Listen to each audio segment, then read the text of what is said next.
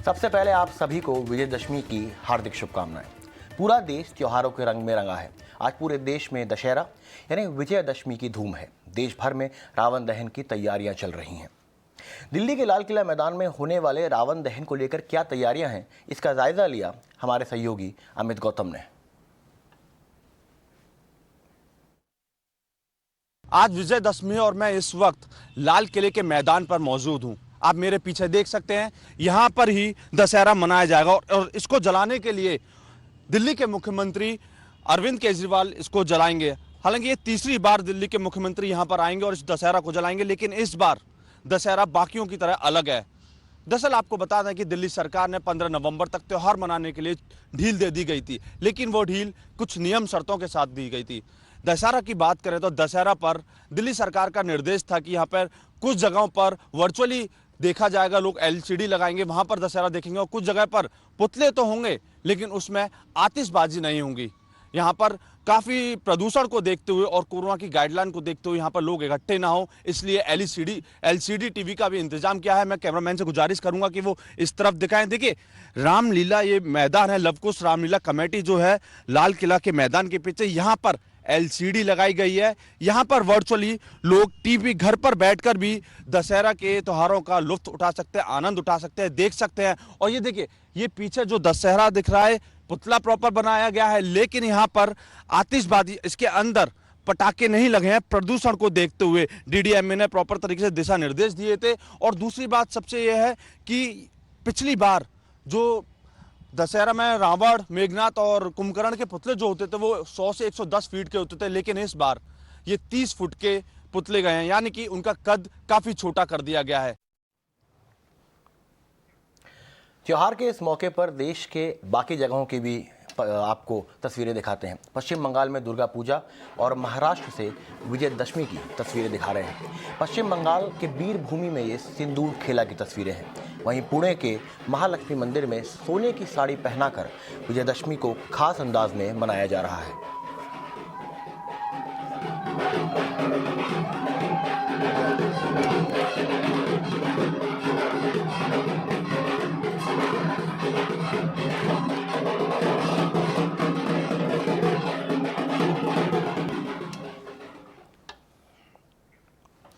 त्योहारों के सीजन में एक और अच्छी खबर है। देश भर में कोरोना के नए मामलों की संख्या घटकर 17,000 से भी कम हो गई है।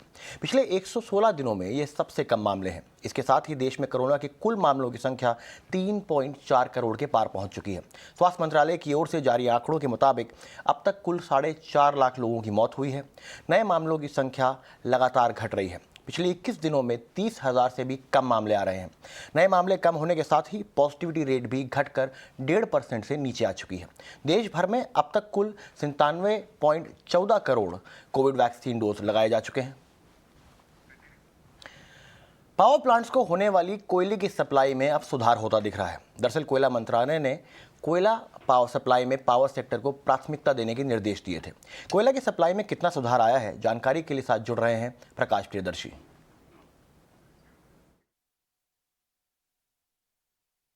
जी बिल्कुल, पिछले 3-4 दिन से अगर आप देखें तो जो पावर सेक्टर है और जो पावर प्लांट्स हैं वहां पर कोल सप्लाई में तेजी दिख रही है और उसका असर भी दिखने लगा है। कल सरकार ने एक बयान जारी किया और ये कहा कि जो कोल की कमी की वजह से जो पावर शॉर्टेज हो रही थी, सप्लाई में कमी आ रही थी, वो लगभग आधी रह गई है 13 अक्टूबर तक। इसका मतलब यह है कि 12 अक्टूबर को जहां पर करीब करीब 11,000 मेगावाट की बिजली की कमी थी, वहीं पर यह घटकर 6,000 मेगावाट रह गई। उसी तरीके से अगर आप कोल स्टॉक लेवल की बात करें पावर प्लांट्स पे, तो वो भी पिछले 2-3 दिन के मुकाबले अगर आप देखें तो उसमें काफी सुधार देखने को मिल रहा है। पिछले 7 दिन के मुकाबले, जहां पर पिछले 7 दिन पहले ये 115 पावर प्लांट में कोयले की कमी थी, अब ये घटकर 65 पावर प्लांट तक रह गया है, जहां पर 5 दिन से या 4 दिन से कम कोयला है। तो यहां पर सुधार देखने को मिल रही है और जाहिर तौर पे कोल स्टॉक लेवल में, कोल स्टॉक सप्लाई में, कोल सप्लाई में जो है वो तेजी आई है। लेकिन जो नॉन पावर प्लांट्स सेक्टर्स हैं, जैसे आप सीमेंट इंडस्ट्री की बात कर लीजिए, एल्यूमिनियम इंडस्ट्री की बात कर लीजिए, स्टील इंडस्ट्री है, वहां पर दिक्कतें बढ़ रही हैं।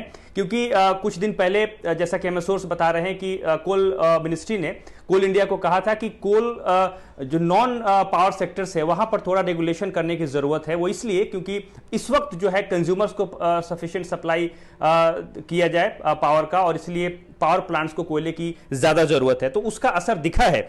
और इन इंडस्ट्री के पास जो कोयले का स्टॉक है वो घटकर 2 से 3 दिनों के आसपास रह गया है, जो कि आमतौर पर 15 दिन के आसपास रहता है। और खासकर अगर आप एल्युमिनियम इंडस्ट्री की बात कर लीजिए तो वहां तो कोयले की ज्यादा जरूरत होती है। करीब करीब 40% के आसपास उनके टोटल कॉस्ट में कोयले का कंट्रीब्यूशन होता है, और ये काफी पावर इंटेंसिव सेक्टर है, लिहाजा वहां पर ज्यादा मुश्किलें देखने को मिल रही है। तो पावर सेक्टर में जहां हम सुधार देख रहे हैं, नॉन पावर सेक्टर की मुश्किलें बढ़ सकती हैं। लेकिन एक उम्मीद की किरण यह है कि अगले 10 से 15 दिनों के अंतराल में ही हम देखेंगे कि इस सेक्टर में भी सुधार देखने को मिल सकती है, क्योंकि कोल सप्लाई में तेजी आ रही है, और खासकर जो डिमांड है और जो सप्लाई है उसके बीच में भी काफी कम गैप रह गया है। तो इन सेक्टर्स की भी मुश्किलें कम हो सकती हैं। शुक्रिया प्रकाश इस जानकारी के लिए। अब बात करते हैं एयर इंडिया की। एयर इंडिया के विनिवेश के बाद सरकार की नज़र 1,75,000 करोड़ के विनिवेश के लक्ष्य को हासिल करने पर है। इसके लिए सरकार का फोकस LIC के IPO के अलावा 4 कंपनियों में विनिवेश पर है। इस पर एक्सक्लूसिव डिटेल्स के साथ हमारे साथ जुड़ गए हैं रुचि भाटिया। रुचि, सरकार विनिवेश लक्ष्य को हासिल करने के लिए क्या प्लान बना रही है? सरकार के निजीकरण के लिए ये काफ़ी अहम साल रहेगा। एयर इंडिया की प्राइवेटाइजेशन के बाद सूत्रों द्वारा हमें पता चल रहा है कि BPCL, शिपिंग कॉर्प, BEML और सेंट्रल इलेक्ट्रॉनिक्स जैसी कंपनियां जिसमें ड्यू डिलिजेंस प्रोसेस अभी चल रहा है, वो अगले 6 महीने में सरकार इनकी बिड्स बुलाएगी। इसके अलावा एक बड़ा सरकार की तरफ से जो ऑफरिंग रहेगा वो LIC का IPO रहेगा, जिसमें सरकार एटलीस्ट 80,000 करोड़ रुपए रेज करने का सोच रही है, जो 4th क्वार्टर में मार्केट्स में आएगा। उसके अलावा जो हम जैसे हम बता रहे हैं कि 4 प्राइवेटाइजेशन कैंडिडेट्स और LIC सब मिला के अगर देखा जाए तो सरकार एक्सपेक्ट कर रही है, और दीपम सेक्रेटरी काफ़ी कॉन्फिडेंट है कि इस साल 1.75 लाख करोड़ रुपीस का जो टारगेट सेट किया गया है वो मीट कर पाए सरकार, जिसमें सरकार एक्सपेक्ट कर रही है कि अमूमन 80,000 करोड़ रुपए LIC के IPO से आएगा, 65 to 70,000 करोड़ रुपीस BPCL के प्राइवेटाइजेशन से आएगा, around 5,000 crore rupees shipping corporation के प्राइवेटाइजेशन से आएगा। उसके अलावा 2 से 3,000 करोड़ रुपए जो है वो BEML के प्राइवेटाइजेशन से आएंगे। तो ये साल सरकार के प्राइवेटाइजेशन के एंगल से काफ़ी इम्पोर्टेंट रहेगा, जिसमें सरकार एक्सपेक्ट कर रही है कि जो 1.75 लाख करोड़ रुपीस का जो काफ़ी बड़ा टारगेट है उस पे इस साल सरकार उतना पैसा मार्केट से रेज कर पाएगी, उतना पैसा प्राइवेटाइजेशन के थ्रू रेज कर पाएगी, और ये काफ़ी इम्पोर्टेंट और सेमिनल ईयर रहेगा सरकार के प्राइवेटाइजेशन को लेके। अब बात कर लेते हैं FMCG कंपनियों की। HUL ने फिर से अपने कुछ प्रोडक्ट्स के दाम बढ़ा दिए हैं। कितनी हुई है बढ़ोतरी, बताने के लिए हमारी सहयोगी कृतिका जुड़ रही हैं। कृतिका, HUL ने प्रोडक्ट के दाम बढ़ाए हैं, क्या बाकी कंपनियां भी दाम बढ़ा सकती हैं? FMCG सेक्टर की बड़ी कंपनी हिंदुस्तान यूनिलीवर ने अपने कुछ प्रोडक्ट्स के दाम बढ़ा दिए हैं अक्टूबर में, जैसे कि सर्फ एक्सेल इजी वॉश और पियर्स। और हमारे डीलर्स के मुताबिक ये जो प्राइस इंक्रीज हुआ है ये 1.6 to 9% की रेंज में है। जैसे कि half a kg of Surf Excel pack जो सितंबर में 62 रुपीज़ का था वो अब 64 रुपीज़ का है, या 3 kg of Surf Excel pack जो पहले 315 का था वो अब 330 रुपीज़ का है, और पियर्स का बंडल पैक जो पहले 176 रुपीज़ का था वो 192 रुपीज़ का आ रहा है। तो यानी कि अगर हम देखें ये जो प्राइस इंक्रीज हुआ है ये प्रीमियम कैटेगरी में हुआ है, जहाँ पे कस्टमर्स ज़्यादा उस पोजीशन में होते हैं कि कॉस्ट एस्केलेशन को झेल पाएँ, उसको ले पाएँ। अब HUL ने अपने जो प्राइसेस बढ़ाए हैं ये कुछ ऐसी चीज़ है, ये ऐसा मूव है जो एक्सपेक्टेड था, क्योंकि बहुत सारे रिपोर्ट्स में है कि FMCG कंपनीज़ को इनपुट कॉस्ट बढ़ गया है उनका, जैसे कि ऑयल के दाम बढ़ गए हैं जिसकी वजह से उनको फ्रेट ज़्यादा देना पड़ता है, या फिर उनको लॉजिस्टिक्स की कॉस्ट उनकी बढ़ जाती है, या पाम ऑयल प्राइसेस जो कि एक इम्पॉर्टेंट इंग्रेडिएंट होता है इनके प्रोडक्ट्स में उसके प्राइसेस बढ़ गए हैं, उनका पैकेजिंग मटेरियल का कॉस्ट बढ़ गया है। तो एनालिस्ट के मुताबिक अगर ये इन्फ्लेशनरी प्रेशर कंटिन्यू रहा आगे इस क्वार्टर में, अक्टूबर दिसंबर क्वार्टर में, तो और कंपनीज़ जैसे कि नेस्ले, मैरिको, डाबर ये भी अपने प्राइसेस बढ़ाएंगी, इस तरीके से बढ़ाएंगी कि डिमांड भी ज़्यादा हैम्पर ना हो और उनका प्रॉफिटेबिलिटी भी मेंटेन रहे। साबुन और डिटर्जेंट ही नहीं बल्कि आम आदमी को पेट्रोल डीजल के मोर्चे पर भी एक बार फिर बड़ा झटका लगा है। शुक्रवार को देश भर में पेट्रोल और डीजल के भाव अब तक नए उच्चतम स्तर पर पहुंच चुके हैं। मुंबई में पेट्रोल की कीमतें 111 के भी पार निकल गई हैं। 14 दिनों से पेट्रोल की कीमतों में तेजी का दौर जारी है, जबकि डीजल के दाम में भी 3 सप्ताह में 17 बार बढ़ोतरी हो चुकी है। देश भर में करीब 1 दर्जन से ज़्यादा शहरों में पेट्रोल का भाव 100 रुपये प्रति लीटर के पार जा चुका है। अब कई राज्यों में डीजल के भाव भी 100 लीटर प्रति लीटर के पार पहुंचने लगे हैं।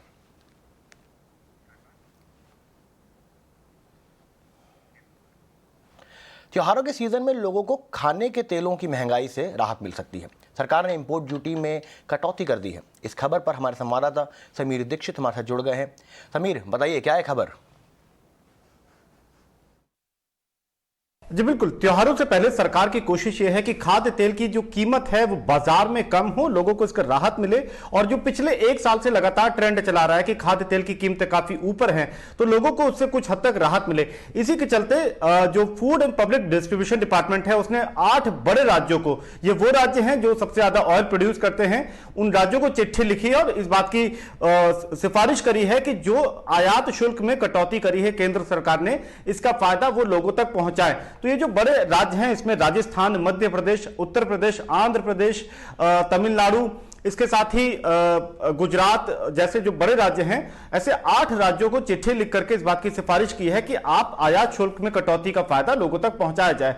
आपको बता दें कि हाल में केंद्र सरकार ने जो क्रूड पाम ऑयल है या सोयाबीन ऑयल है, इस पे आयात शुल्क को 2.5% जो अभी चल रहा था उसको घटा करके 0 पर ला दिया है। 0% इंपोर्ट ड्यूटी कर दी है। और ये जो नियम है ये 14 अक्टूबर से 31 अक्टूबर 2022 तक लागू रहेगा।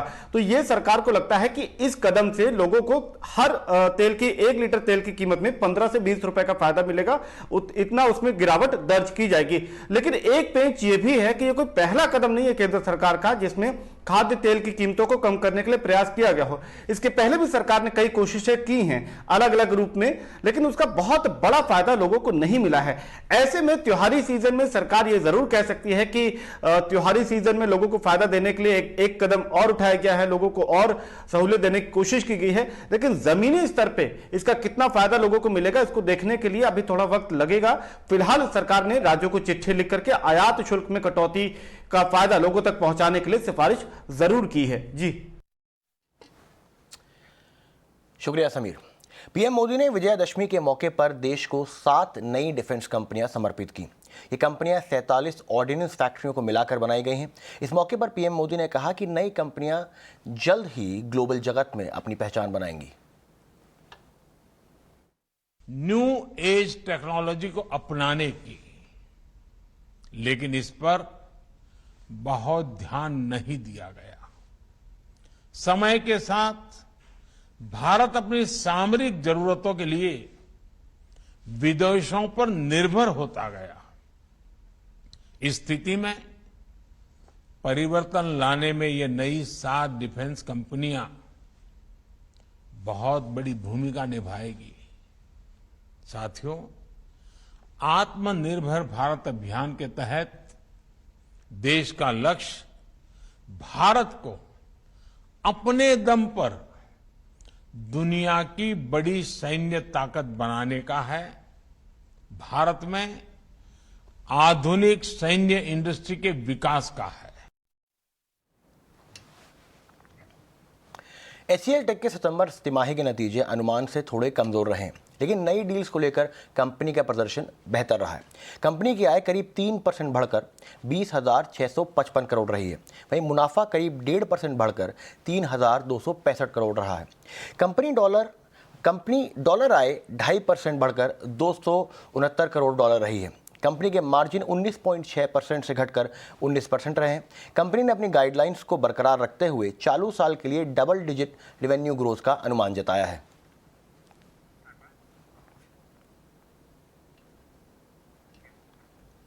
कल देश के दिग्गज प्राइवेट बैंक एचडीएफसी बैंक के नतीजे आने वाले हैं। ये नतीजे कैसे रह सकते हैं, ये हमें बताने के लिए हमारे साथ मौजूद हैं पूजा त्रिपाठी। पूजा, बताएं एचडीएफसी बैंक के नतीजों को लेकर क्या अनुमान लगाया जा रहा है? जी, अब एचडीएफसी बैंक के साथ देखिए बैंकिंग स्पेस के भी नतीजे आना शुरू हो जाएंगे और उसमें सबसे बड़ा बैंक, सबसे बड़े नतीजे दिग्गज बैंक HDFC बैंक अपने नतीजे घोषित करेगी। हमारा अनुमान है कि स्टेबल ग्रोथ ही रहेगी। जिस तरह के क्वार्टरली ग्रोथ हम देखते हुए आ रहे हैं, इस बार भी ऐसा कुछ सरप्राइज नहीं मिलेगा। NII में 11% की ग्रोथ का अनुमान है। मुनाफे में भी 17 से 20% की ग्रोथ इस बार देखने को मिल सकती है। मार्जिन स्टेबल रहेंगे 4.15% पर और ग्रॉस NPA और नेट NPA के आंकड़ों में कमी देखने को मिल सकती है। 1.4% के आसपास हम उम्मीद करें कि ग्रॉस NPA के आंकड़े रहेंगे। नेट NPA 1% के नीचे ही रहने को मिल सकते हैं। नजर रहेगी इस बार कमेंट्री पर कि रिटेल ग्रोथ को लेकर किस तरह के बयान आते हैं। वैसे तो हमने Q2 अपडेट देखा था, अच्छी ग्रोथ दिखी थी कंपनी के लोन्स एंड एडवांसेस में, लेकिन उसमें रिटेल पोर्टफोलियो का क्या कंट्रीब्यूशन होता है, इस पर हमारी नजर रहेगी। और इसके अलावा अब क्योंकि बैंक के ऊपर से जो बैन लगा था क्रेडिट कार्ड कारोबार को लेकर, अब वो हट चुका है और तेजी से हमने देखा HDFC बैंक ने इस तरफ फोकस भी अपना बढ़ाया था। तो क्रेडिट कार्ड सेगमेंट से किस तरह की ग्रोथ आई है और आगे के लिए क्या आउटलुक बैंक देती है, इन तमाम बातों पर हमारी नज़र रहेगी। लेकिन मोरलेस अगर बात करें तो HDFC बैंक से स्टेबल सेट ऑफ नंबर्स की उम्मीद हम कर रहे हैं। चलिए दिग्गज बैंक से बात कर लेते हैं दिग्गज रिटेल कंपनी की। कल डीमार्ट स्टोर चलाने वाले कंपनी एवेन्यू सुपरमार्ट के नतीजे आएंगे। नतीजे कैसे रह सकते हैं, इसको बताने के लिए हमारे साथ विनी जुड़ेंगी। विनी बताइए, क्या उम्मीद है? डीमार्ट अपने Q2 FY22 नंबर्स पोस्ट करने वाला है और उसमें हम लोग एक्सपेक्ट करिए कि कंपनी की काफ़ी अच्छी रेवेन्यू ग्रोथ होने वाली है। कंपनी ने अपने ऑपरेशनल परफॉर्मेंस का जो अपडेट है उसमें बोला कि कंपनी का ग्रोथ जो है एक्सपेक्टेड है 47% around on a year basis पे। वहाँ उनके प्रॉफिट्स भी डबल होने वाले हैं, ऑलमोस्ट डबल लास्ट ईयर से कंपेयर हुए। लास्ट ईयर ऑब्वियसली कोविड का इम्पैक्ट था, कोविड से थोड़ा रिकवर हुए थे, पर ये time doubling of the profit जो एक्सपेक्ट कर रहे हैं हम लोग। तो प्रॉफिट एक्सपेक्टेड है 413 करोड़ रुपीस पे। वहाँ पे ऑल्सो उसके ऑपरेटिंग मार्जिन्स जो है कंपनी के, वो एक्सपेक्टेड है कि 200 से ज़्यादा बेसिस पॉइंट से एक्सपेंशन होगी डीमार्ट के मार्जिन्स की। और ये मार्जिन्स मेनली जो एक्सपैंड हुए हैं उसकी वजह है कि जनरल मर्चेंडाइज जो सेल है वो इम्प्रूव हुई है। कंपनी की काफ़ी अच्छी कॉस्ट सेविंग मेजर्स भी है और उनका जो ऑपरेटिंग लेवरेज है वो भी कंपनी को बेनिफिट करेगा। सो काफ़ी अच्छी एक्सपेंशन है, 200 बेसिस पॉइंट से ज़्यादा की एक्सपेंशन और मार्जिन एक्सपेक्ट कर रहे हैं हम लोग 8.3% पे। नाउ जो कंपनी ने दिया है अपने Q2 अपडेट में, वहाँ कंपनी ने एक इम्पॉर्टेंट हाईलाइट दी थी कि जो हम लोग रेवेन्यू देख रहे हैं वो रेवेन्यू ग्रोथ अगर हम लोग Q2 FY20 से कंपेयर करें जो प्री कोविड लेवल है उससे भी ज़्यादा इम्प्रूव हुई है और 28.6% कंपेयर करें Q2 FY20 से। सो प्री कोविड से ज़्यादा की रेवेन्यू ग्रोथ होने वाली है, प्री कोविड से बेटर रेवेन्यू आने वाला है ये टाइम डीमार्ट का। और स्टॉक प्राइस भी देखें तो काफ़ी अच्छी मूव हुई है स्टॉक प्राइस में भी। ये वीक में 13% से ज़्यादा स्टॉक प्राइस बढ़ा हुआ है और स्टॉक अभी ऑल टाइम हाई पे ट्रेड कर रहा हुआ है। और मार्केट कैप भी 3 लाख करोड़ से ज़्यादा हो गई है कंपनी की मार्केट कैप। सो श्योरली इंटरेस्टिंग है डीमार्ट के अर्निंग्स। और उसमें हम लोग देखेंगे कि कमेंट्री क्या आती है डिमांड ट्रेंड्स पे, उनके स्टोर एडिशन और एक्सपेंशन प्लान पे और उनके फुटफॉल्स भी कैसे आ रहे हैं, वो भी हम लोग कमेंट्री के लिए वेट करेंगे। अब बात कर लेते हैं PNB हाउसिंग फाइनेंस की। करीब 2 साल से पूंजी जुटाने की कोशिश कर रही PNB हाउसिंग फाइनेंस ने एक बार फिर कार्लाइल के साथ किया जाने वाला 4000 करोड़ रुपए का प्रेफरेंशियल इशू रद्द कर दिया गया है। खबर की पूरी डिटेल बताने के लिए हमारे साथ मौजूद है अंकुर मिश्रा। अंकुर, क्या है पूरी खबर, बताएंगे?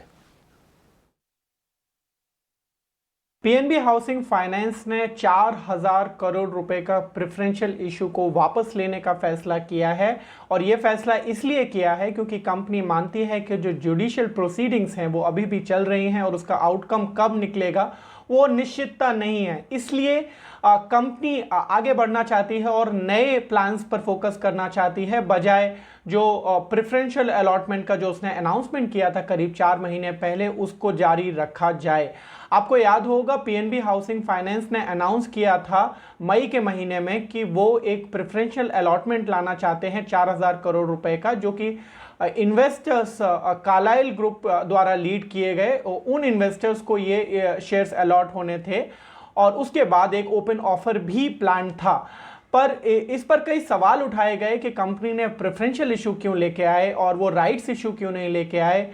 इस पर कई प्रॉक्सी एडवाइजरी फर्म्स ने सवाल उठाए और उसके बाद securities and exchange board of India ने कंपनी को कोर्ट में घसीटा और उन्होंने सिक्योरिटीज अपीलेट टर्मिनल में इसके खिलाफ अपील की। वहां से मामला अब सुप्रीम कोर्ट में है, जिसमें अभी तक कोई भी फैसला नहीं हुआ है। तो कंपनी का मानना यह है कि वो फिर से नए सिरे पर जो फंड रेजिंग है उस पर विचार करेगी कि किस तरीके से वो कर सकते हैं, लेकिन जो पुराना विचार था जो प्रेफरेंशियल अलॉटमेंट के जरिए पूंजी जुटाने का, वो अब टाल दिया गया है।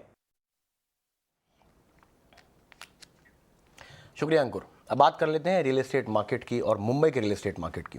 मुंबई का रियल एस्टेट मार्केट कोरोना काल की मंदी से उबर रहा है। त्योहारों के मौसम में रियल एस्टेट मार्केट में रौनक दिख रही है। इस बार घरों की भी बम्पर सेल हो रही है। इस साल 7 अक्टूबर से 13 अक्टूबर के बीच ही 2494 घरों की बिक्री हुई। इस बारे में और ज़्यादा बता रही हैं ET नाउ स्वदेश की संवाददाता खुशबू तिवारी। त्योहारी सीजन इस बार ढेर सारी खुशियां लेकर आया है, खास तौर पर रियल एस्टेट इंडस्ट्री के लिए। अगर आंकड़ों को देखें, नाइट फ्रैंक ने अपनी एक रिपोर्ट में कहा है कि जब से नवरात्रि शुरू हुई है यानी 7 अक्टूबर से अब तक मुंबई में रोजाना 350 से ज़्यादा घरों की रजिस्ट्रेशन हो रही है। अब इसी दौरान अगर ओवरऑल देखें कि अब तक कितनी बिक्री हुई है तो 2500 से ज़्यादा घर बिके जा चुके हैं और इनका रजिस्ट्रेशन हो चुका है। यानी जो ये रोजाना के बिक्री के आंकड़े हैं ये अगस्त और सितंबर दोनों के मुकाबले काफ़ी ज़्यादा हैं। रिपोर्ट में ये भी कहा है कि जो अगस्त और सितंबर में बिक्री देखने को मिली थी वो भी 2018 और 2019 में इन महीनों में जो बिक्री हुई थी उससे कहीं ज़्यादा थी। यानी इकोनॉमी में ये रिवाइवल के संकेत ज़रूर देखे जा सकते हैं। त्योहारी सीजन में डिमांड बढ़ी हुई है और क्योंकि इससे पहले जो 21 सितंबर और 6 अक्टूबर के बीच में श्राद्ध का हिस्सा था उसमें डिमांड थोड़ी सुस्त थी, लेकिन अब ये पिकअप होती हुई दिख रही है और अक्टूबर में अभी तक ही, अभी आधा महीना बीता भी नहीं है और तभी काफ़ी अच्छी बिक्री देखने को मिल चुकी है। शुक्रिया खुशबू। पर इस शो में फिलहाल इतना ही, लेकिन मेरे साथ चलिए मुंबई की एक ऐसी दुकान पर जो करीब 250 साल पुरानी है और इसका जायका है पूरे मुंबई में मशहूर।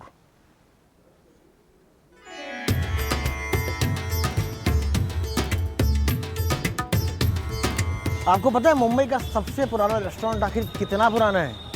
चलिए एक हिंट देता हूँ। मेरे पीछे तब ये CST स्टेशन नहीं था, तब भारत में रेल ही नहीं थी और शायद मुंबई में इतनी भीड़ नहीं थी। क्या अंदाज़ा लगाया आपने? 100 साल, 125 साल, 150 साल, 172 साल। जी, 172 साल पहले पंचम दास शर्मा आगरा के अपने गांव से निकलते हैं और साथ में लेकर आते हैं अपने घर का एक जायका, पूरी सब्जी।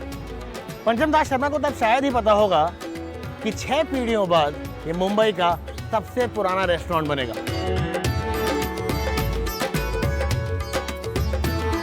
हमारे साथ है अनुपम शर्मा। सर, 172 साल का इतिहास है, क्या लेगेसी रही है, कहाँ से शुरू हुआ था ये और कितना समय बीत गया है इसको? सर, जैसा कि आपने मेंशन किया कि 172 साल हो गए, ठीक है। हम लोगों ने 1848 में शुरुआत की। मेरे पूर्वजों ने जिन्होंने उनका नाम था श्री पंचम दास शर्मा।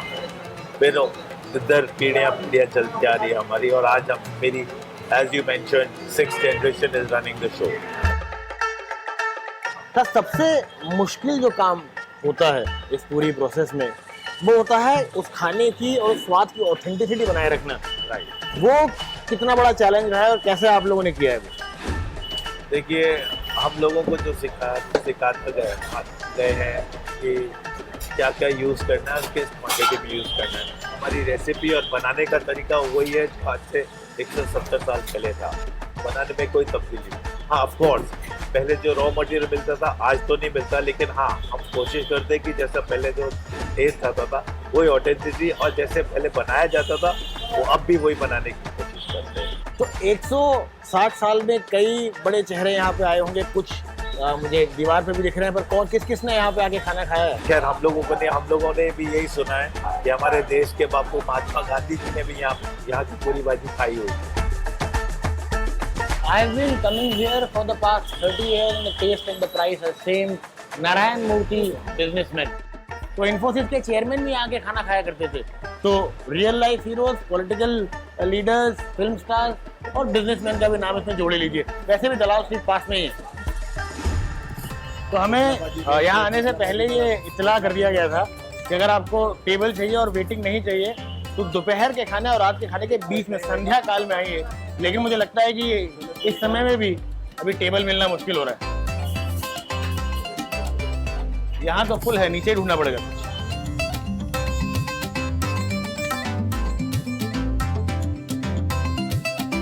तो आखिर हमें सीट मिल गई है और ये मेन्यू है। इसकी सबसे अच्छी बात है कि ये मेन्यू जो है वो अखबार में तब्दील नहीं हुआ है, मेन्यू जितना ही है। एक और अच्छी बात इस मेन्यू की ये है कि 170 साल बाद भी ये दस्तरखाने खास नहीं बना है, दस्तरखाने आम है। मतलब कि जो इसके प्राइसेस हैं वो ऐसे हैं कि एक आम इंसान आके अपना पेट भर के जा सकता है। वो सबसे अच्छी बात है इसके मेन्यू की।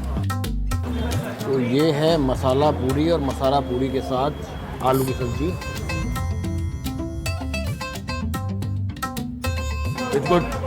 Now let me try the pumpkin one. Pumpkin की ट्राई करते हैं सब्जी, कद्दू की सब्जी। मैं आपको बता दूं, मुझे कद्दू की सब्जी जनरली नहीं पसंद है, पर शायद ये पहली बार ही हुआ होगा कि मुझे कद्दू की सब्जी में भी स्वाद आया हुआ। अब समय है चतुर्वेदी के फाइनल टेक का। तो अर्ज किया है कि काफ़ी समय से ये तमन्ना थी मेरी अधूरी, काफ़ी समय से ये तमन्ना थी मेरी अधूरी कि बम्बई में कोई खिला दे घर की आलू पूरी। तो जो लोग इस बात से हमेशा परेशान रहते हैं ना कि यार बम्बई में नॉर्थ इंडिया वाली बात नहीं मिलती, नॉर्थ इंडिया वाला खाना नहीं बनता, उनके लिए पंचमपुरी वाला is a place to try. और जो लोग बॉम्बे से हैं और नॉर्थ इंडिया का पैलेट जानना चाहते हैं, उनके लिए भी इस जगह को एक बार ट्राई करना तो बनता है।